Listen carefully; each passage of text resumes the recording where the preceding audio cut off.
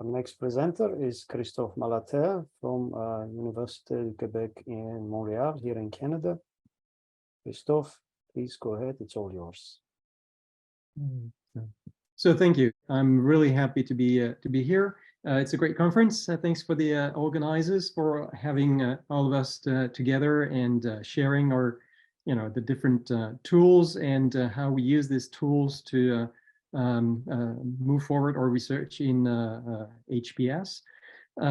So the work I'm going to present is a work that we've done with Francis Lareau that concerns the mapping of an emerging discipline, the discipline of astrobiology.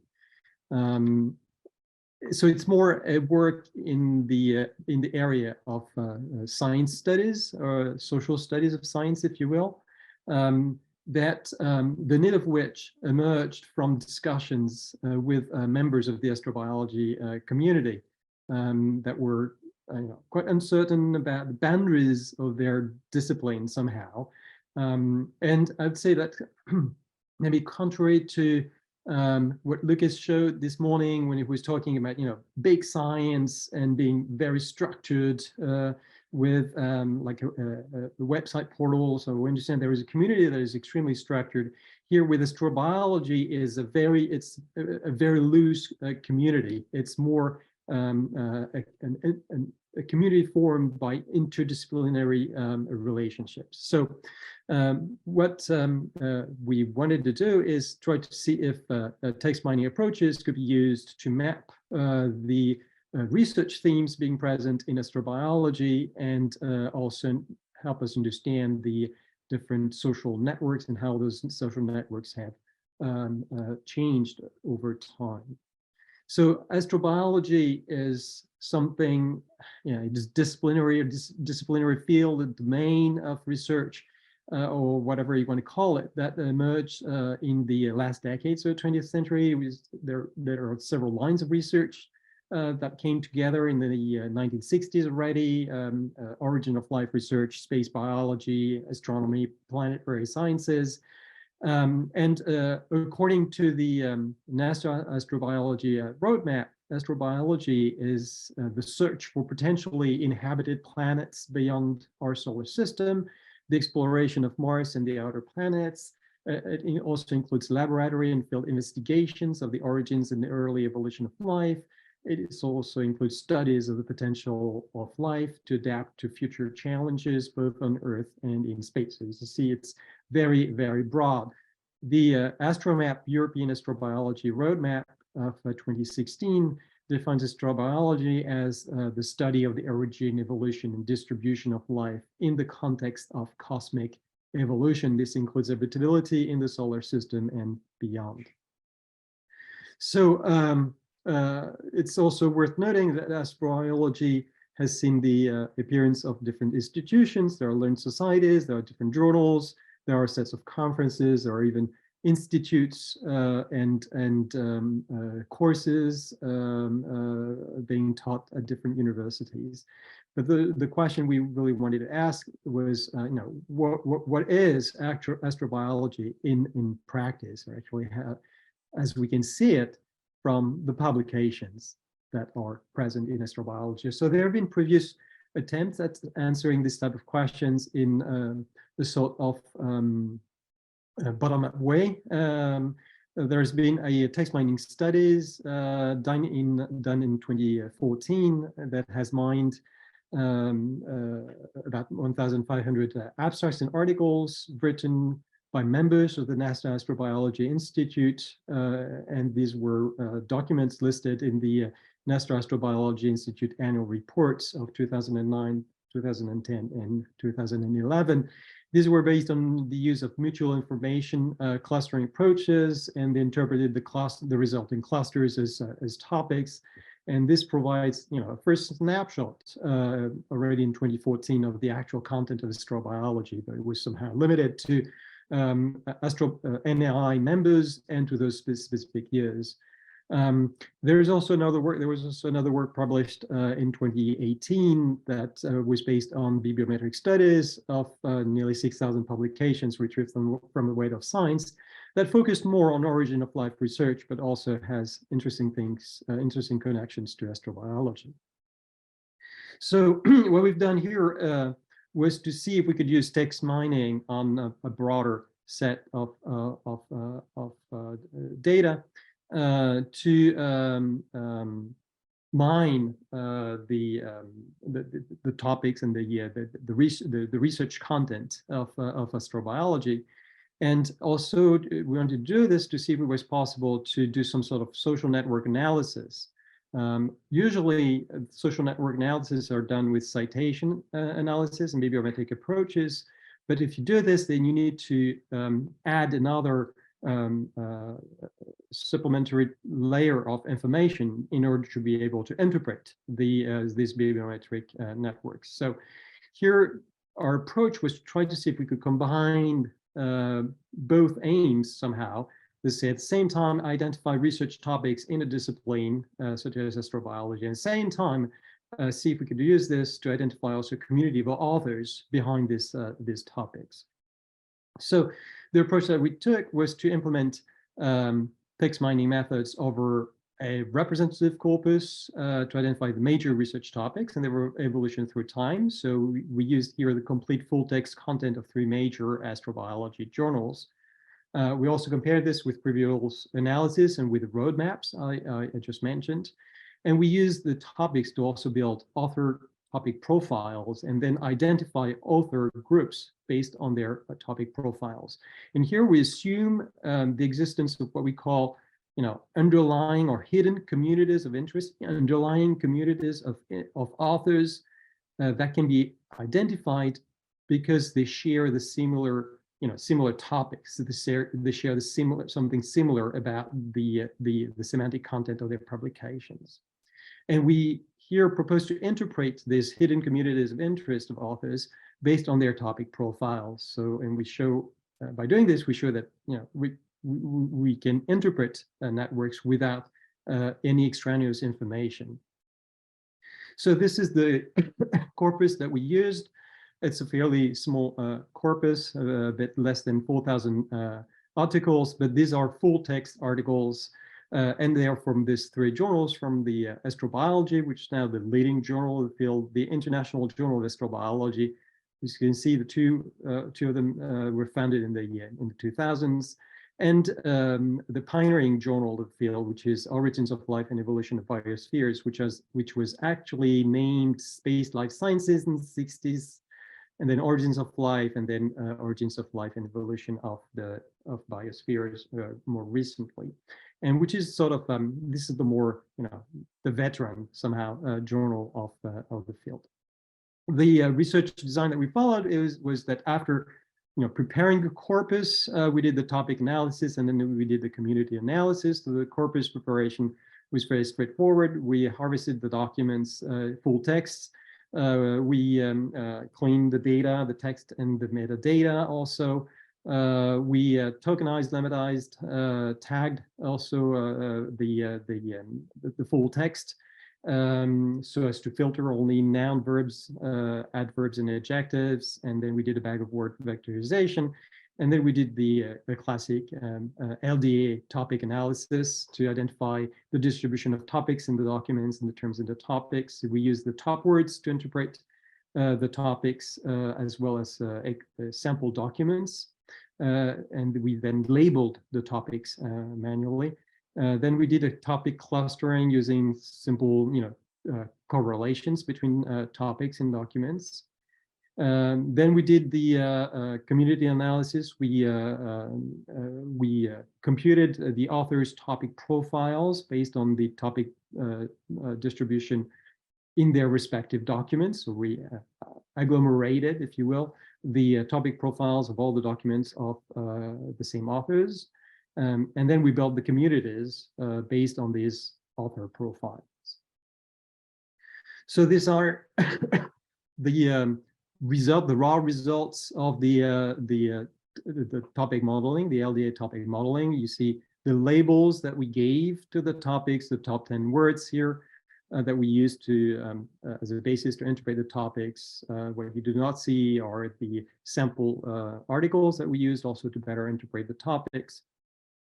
I won't go through the details now, but just after. This is the distribution of the topics in terms of that shows also their correlation in documents. So maybe here I can say a couple of things on the topics. We see in red the first group, which is mostly topics that have to do with living organisms and their survival, likely survival in space due to radiations or in sample in specific missions, or what happens when in case of like missions to Mars. There are questions about sampling during missions. So there are different themes here that have mostly to do with living organisms and their survival, but not exclusively with that, because we can see at the bottom here a topic that have to do with that we call life civilization, that has to do with social studies of astrobiology and big questions such as the existence of extraterrestrial life, for instance. In a second group here of topics in green concerns chemistry and origins of life, related topics. It has to do with prebiotic chemistry, prebiotic synthesis, surface mineral synthesis, different things about amino acids, synthesis in prebiotic conditions, and so forth. A third cluster in yellow, it's for the astro part of astrobiology. So there's work on planets, on the dynamics of planetary systems, works on primitive Earth atmosphere, on exoplanet atmospheres also, and on biosignatures.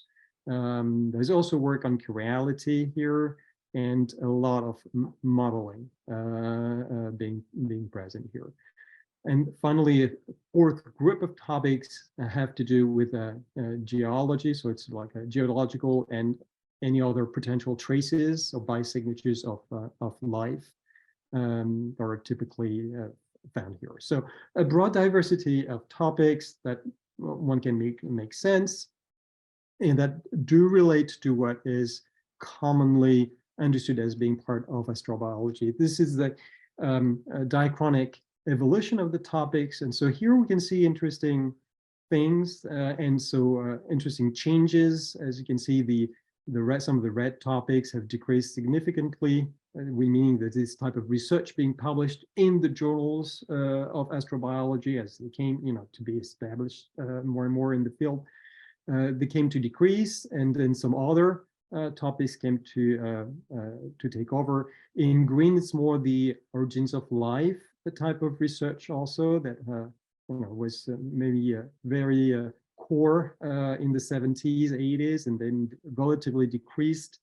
Whereas other topics concerning typical biosignatures being on Earth or on exoplanets typically increased here. So we could go to the more details, but at another time. So what we did also was to compare the topic models that we did. So our topic models are on the right here, with the different studies, the previous studies that I mentioned. And we could see, so it's just some mapping here. The objective is not to go into details, but in every case, you see the clusters from the study or the topics identified in the studies, and then our topic models. And therefore, we try to do a mapping. So there are some differences that we also looked at. We did the same thing with the roadmaps that I mentioned, because the two roadmaps, the NASA roadmap and the European astrobiology roadmap, are structured around specific research themes. So our point was to see whether the research themes that are actually presented as programmatic research themes in these roadmaps were actually found in the publications, and if there were differences.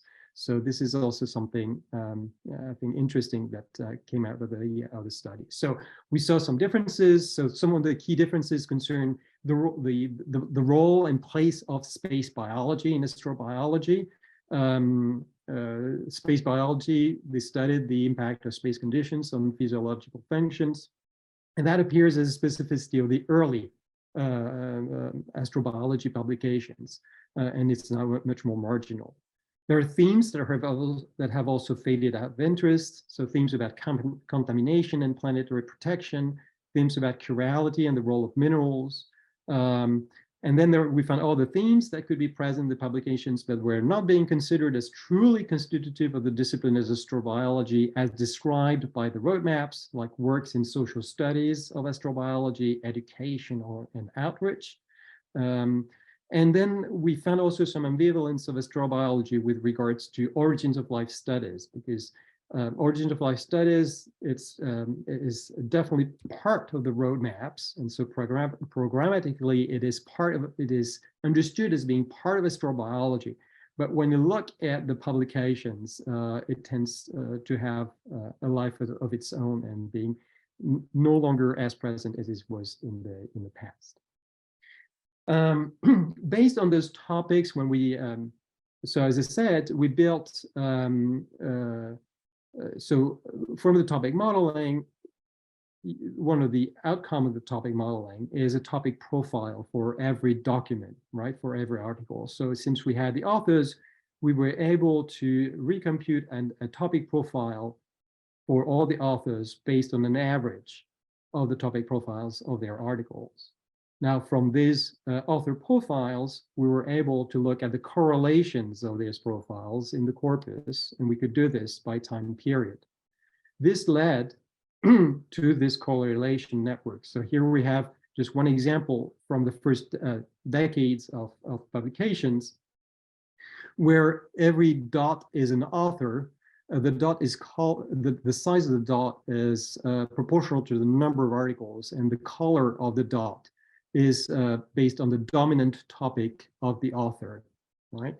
And the links between the authors are simply the correlations of these authors in terms of topic profiles. So what we see here from this very first from the very first network is that we essentially have 5 communities. A first community that was really focused on space biology research, looking at typically the effect of acceleration, microgravity during space missions, and these effects onto health and physiological functions. We have another cluster here in which we have authors working on prebiotic chemistry. So we see Ponamperuma, for instance, research on metabolism and chemical transformations of amino and nucleic acids and so forth. We see here another cluster of authors interested more in the interactions between space life and Earth life, not only via models that estimate terrestrial microbes on the moon or on Mars. So there are issues of contaminations typically.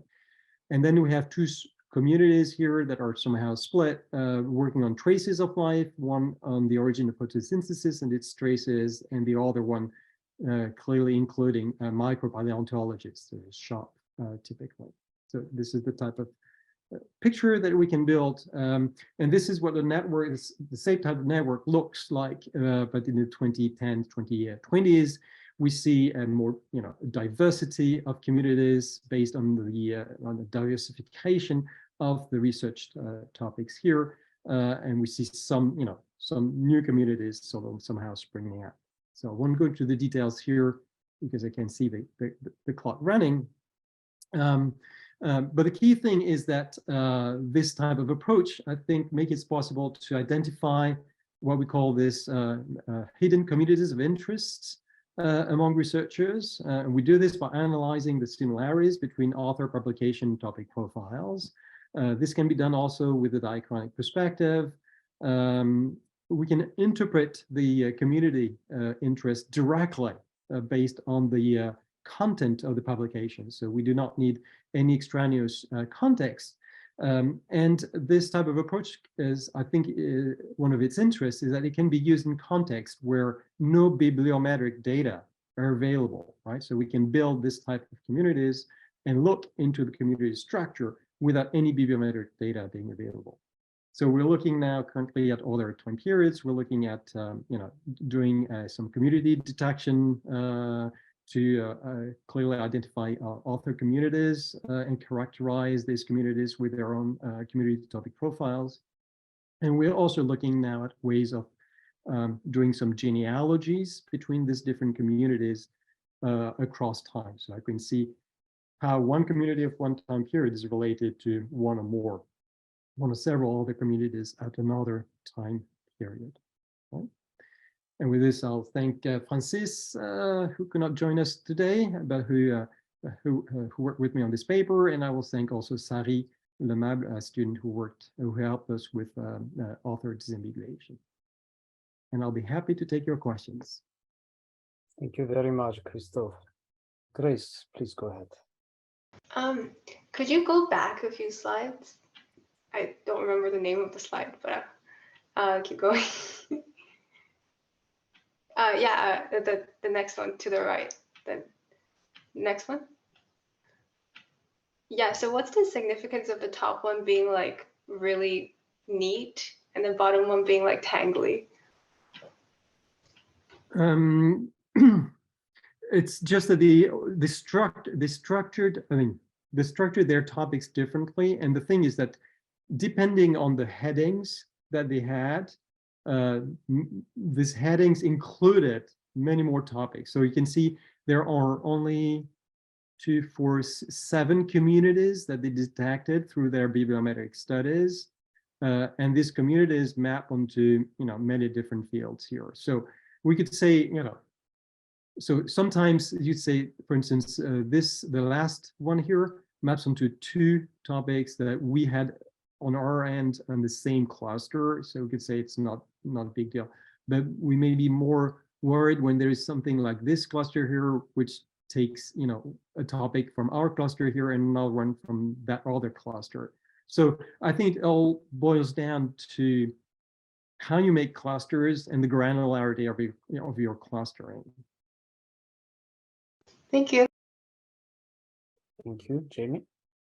Thanks, Christophe. Really, really wonderful, really interesting. I'm just curious if you're open to or considering doing textual analysis on things that are a little bit broader than publication based. So there were 2 kind of things that jumped to my mind that might be like actually really helpful supplements in terms of indicators of community topic choices. One from NASA's astrobiology newsletter, which is like, I don't know if I didn't see anything during the pandemic, but it was pretty comprehensive, at least before then. And then like also things like conference proceedings or not even proceedings, but conference abstracts and stuff like that. So I was at a conference on astrochemistry, and I have no idea if astrochemistry and astrobiology are just really, really different in this regard. But basically, one thing that people kept saying over and over again was there's what they publish, and then there's the kind of stuff that they think about. And some of the stuff they think about, they have a really, really hard time publishing. And a lot of it has to do with these difficulties of uncertainty and external validity that come with like these experimental astrosciences and stuff. So they might have kind of indicators of community interests that are maybe a little bit different than what you would find in published literature. I was just wondering what your thoughts are on that. Yeah, thanks. Thanks for the suggestion. Yes, it could be very interesting. We haven't done it, but nothing would prevent. I mean, theoretically speaking, it could be done. That's for sure. The the key thing one has to bear in mind whenever one does this type of study is that it's always the study is relative to the corpus, right? So here we take an approach in which we decide from the top on the key journals of the field by looking by discussing with the experts, and we drill down. We take everything in these journals, and we say, okay, if this journal is typically an institution of the field, then that should be that should give us a good content, a representative content of what is happening in the field. other approaches is possible, such as retrieving articles based on keywords, right? And you saw this in the work of Maximilian this morning. Typically, his corpus is made out of articles, not full text articles, but just article DOIs, if you wish, and retrieved with keywords. But another approach could be to say that, you could constitute your corpus by looking at other things, non-academic, like newsletters. Definitely, that would be possible. Thank you. Thanks so much. Thank you, Jamie. Adrian? Yeah, hi, thank you. Apologies if I missed it, but in the author network that you showed, what exactly were the edges and the weights? The edges are the correlations. So we calculated the author-to-author correlations based on their topic profiles. Okay. So similarity between the topic profiles would... Correct, yes. You could see that, yeah. And, okay. Okay, and So zero similarity would be no edge, and... Yes, so here, I don't remember which threshold we took. I think we took a threshold of 0.6. I don't quite remember, but we did take a threshold because otherwise it becomes really messy because everything is similar to everything else, right? So you need to take a significance threshold. We took this threshold, and so all correlations above the threshold. And then we represented the network, and we just colored the dots here as with the color or the dominant topic of the author, right? So we did not do yet a community detection on the network. That would be a second. This is something that we're currently doing, because then we could also compare. When you do community detection, like a Louvain, for instance, do you get the same clusters as the ones that you get just by looking at the dominant topic of the authors? But we think it's very promising, and we have good reasons to believe that this is going to be a good mapping, because already we see that the networks don't organize in a random way. Let's say we get authors with the same colors close by, right? Thank you. You're welcome. Thank you. Nicola? So thank you, Christophe, for this very interesting talk. Actually, I have two quick questions. The first question is about the topics themselves, because I noticed that there are no background topics in there. At least it seems that there are no background topics, and I was wondering whether you would have some sense of why that is. And the second question would be about the genealogy, the topic profile based genealogy, and I was wondering whether you think that it might be useful to compare such genealogy with genealogy based on external data, like for instance academic genealogy. Yeah. So I'm not sure what you mean by background topics. Do you mean like noise topic with noise topic? Not clearly interpretable? Here, the topic model that we did was one that has a it's a 25 topic, so it's fairly coarse-grained, and no, we didn't really see any junk topic that we had to manually remove. We could interpret somehow all of these topics and make sense of them. You do see junk topics popping up if you do very detailed topic models, so with fine-grained ones, right? But here we could interpret them. Now, in terms of the your second question was in terms of the genealogies. I'm not sure. The genealogies that we have in mind is to be able to go, for instance, from this, let's say these, the blue communities that we have here. We have two communities, D1 and D2. How do we go to these blues here, is the D1 and D2 here, are they connected to these ones here? All right, or same thing with the green ones. Here we have one green one B, and here we have three green Bs. How are they related, right? And so to do this, what we have in mind is to use a measure of the distance between what we have in mind is to calculate the topic profiles for every community, and then use a measure of similarity between the topic profiles of the communities of one time period with regards to the communities of the other time period.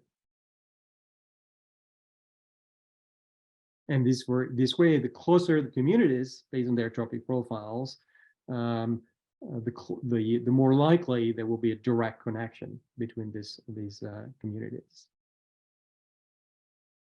I hope that makes sense.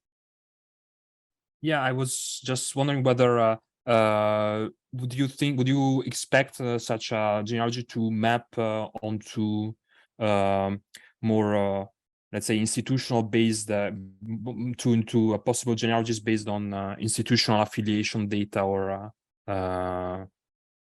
academic relationship data, like being supervisor of I was thinking of the mathematics genealogy project. We